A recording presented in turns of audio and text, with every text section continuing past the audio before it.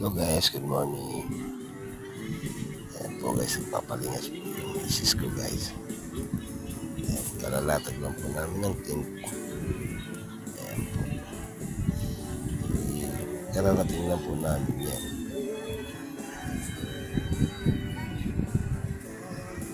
Simula kami ng biyahe dito sa Binangonan hanggang sa Pantaquison. Alas 2 po kami nag-umpisa sa Binangonan. Nakakarating po kami alas 7 ng umaga. Ganun po kalayo guys. Guys, ang ganda ng tanawin. Ganda ng view. Ayan. Yung mga sasakyan po namin.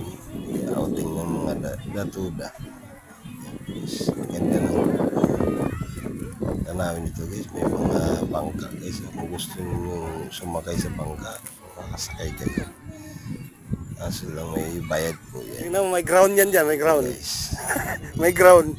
luto muna tayo ng pang-almusal. Ayan po. Ang ganda ng view dito guys. Daming mga kahoy. Sana mag-enjoy naman kami dito. Makakauwi din kami ng